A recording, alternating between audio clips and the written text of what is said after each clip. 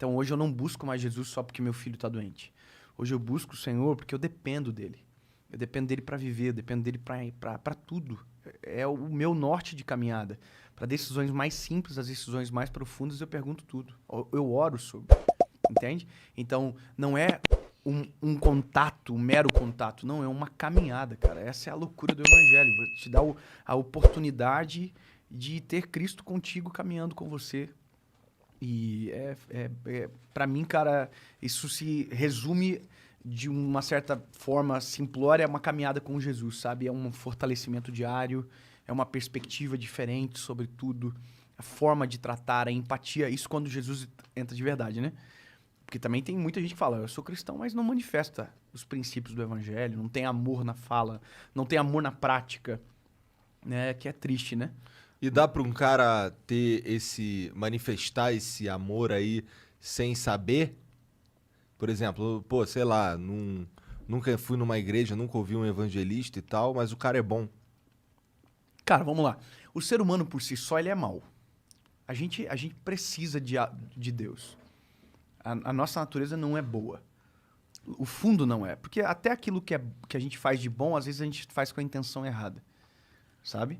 Então, por exemplo, tem uma parábola, que é a parábola do filho pródigo. Vocês já devem ter ouvido alguma vez na vida, né? É uma parábola bem corriqueira do evangelho. Que fala do filho que foi embora. Pediu a herança do pai e foi embora. Na mesma parábola, fala do filho que ficou em casa. E o filho que ficou em casa obedecia o pai. Tem um livro do Tim Keller, que é o Deus Pródigo, que fala bem claro sobre o filho velho, o irmão mais velho que ficou em casa. E, cara, o que o filho mais velho fala pro pai? Ele diz, porque quando o filho mais novo volta, né, ele pede a herança, tem festa e tal, ele diz, pai, eu nunca te desobedeci. Então, a princípio, ele é um cara extraordinário. Eu nunca te desobedeci. E tu nunca me desse nenhuma cabrita. O que ele tá dizendo? Eu pensava que por obedecer eu tinha direito de tomar as decisões por ti. É isso que ele está querendo dizer. Entende? Então, o que obedece pelas razões erradas não muda nada. No sentido de que quando é só Deus que pode transformar de verdade a natureza do nosso coração. Entendeu? Então, o homem por si só, cara, a gente é mau. A história bíblica diz isso. A gente começa lá no princípio. O erro, entende? Então a gente precisa, cara, precisa do Senhor. E aí você também se responsabiliza muito mais. Por exemplo, eu vou falar pra vocês, eu tô aqui hoje, né? Tem gente orando por mim. Eu orei ontem, eu fui ter o meu momento com o Senhor, eu orei e falei, Senhor, me dá sabedoria do que eu vou falar. Guia o meu coração. Falei algumas coisas pro Senhor sobre isso, sobre esse nosso momento. Por quê? Porque o que eu faço aqui repercute ou de maneira positiva ou de maneira negativa. Por quê? Porque não é o Dave. A minha mensagem que eu carrego é muito mais importante do que eu. É muito superior a mim. Entende? Então, como eu carrego uma mensagem e eu sou conhecido pela mensagem que carrego, e não pelo nome ou pela imagem, mas pelo que eu carrego, eu tenho que ter muita responsabilidade por isso. Então, por isso que eu digo, o evangelho, cara, ele transforma de verdade quando você permite que ele entre também de verdade no teu coração. Tu conhece o Jordan Peterson? Jordan Peterson, já ouvi falar. Esse foi o cara que acho que teve meio que o trabalho que você representa pra muita galera. Foi o cara que me mostrou o caminho pra eu ter uma transformação ao ponto de eu acreditar em Deus. Porque a minha origem, meu background, minha mãe é espírita, né? Então eu ia no centro espírita quando era mais moleque, mas parei. E depois que eu parei, eu virei... Sabe aqueles ateus revoltados? Odeia o universo e a vida e acha que tudo é injusto e não sei o quê.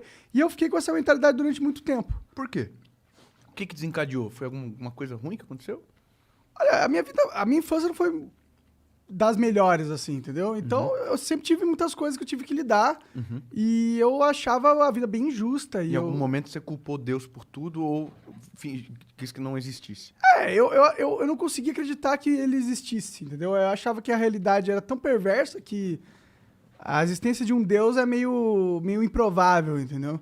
Só que, com o tempo, eu fui... Sei lá, eu saí daquela situação merda que eu tava e consegui respirar um pouco, mas mesmo assim eu não acreditava, entendeu? E aí, eu caí de novo. Fui pra uma situação merda de novo, entendeu? E aí foi nesse momento que eu tive um pouco dessa transformação. E eu atribuo essa transformação a eu ter conseguido sair dessa segunda vez desse buraco que eu tinha me metido, entendeu? E foi o Jordan Peterson que meio que me apresentou a lógica pelo qual eu acredito hoje em Deus. Porque para mim era muito difícil acreditar em Deus. É aquela questão. Você pode até sentir que ele existe, mas precisa na sua mente um caminho racional para você entender como que ele pode existir e pode existir tanto sofrimento ao mesmo tempo. Como que você pode acreditar que existe um propósito e um bem maior quando você olha para uma terra cheia de gente perversa e de injustiças e maldades? É difícil acreditar, entendeu? A minha perspectiva de análise sobre isso é o contrário. Por haver tanta perversidade, é que existe necessidade de existência de um Deus. Para equilibrar, para mudar as coisas. A necessidade com certeza se prova aí. Mas aí, beleza, a necessidade. Mas a perversidade desse sistema, ele é justamente pela maldade do nosso coração sem o Senhor com a gente. Entendeu? Então, se você olha, por exemplo, todos os problemas que geram todas essas injustiças e calamidades no mundo, elas não foram geradas por Deus. Foram geradas por homens sem Deus. Entendeu? Então, é dessa perspectiva que eu analiso. E entendo a análise, porque se você não tem uma apresentação correta a Jesus, e você é apresentado primeiro a todo o caos, você não consegue voltar às vezes. Porque a minha mãe falava um monte de coisa, a religião falava um monte de coisa, mas aí eu via as próprias pessoas que falavam essas coisas boas sendo ruins. Cara, isso... Eu vou falar, mano. A maioria das pessoas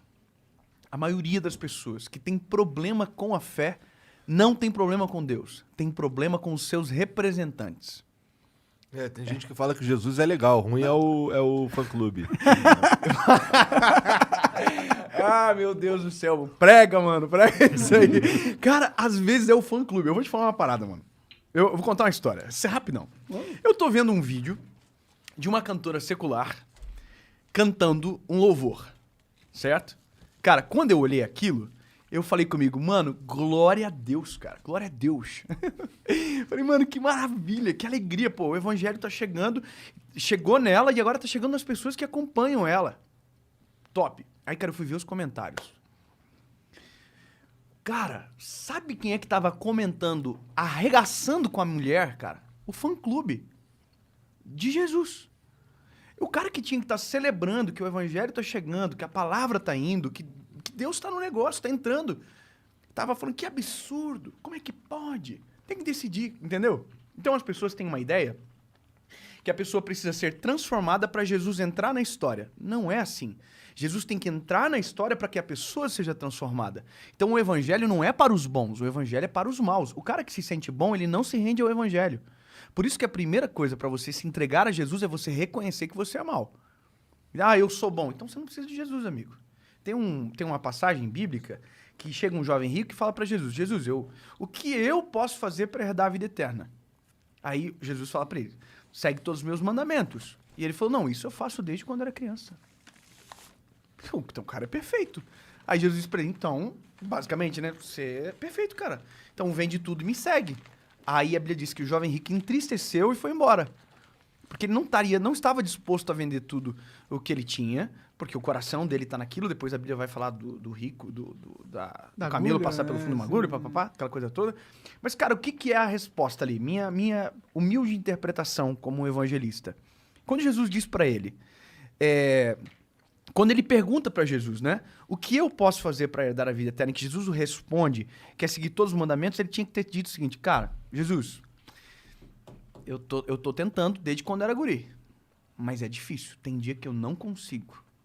Aí Jesus provavelmente ia responder para ele o seguinte, é exatamente isso, é por isso que não é você que conquista a vida eterna, é eu, que é o plano de salvação que na cruz vou conquistar para você. Você não é capaz sozinho. Por isso que a primeira coisa que a gente precisa é reconhecer que nós não somos essa beldade da vida que a gente pensa que a gente é e que parece que só o resto que é mal.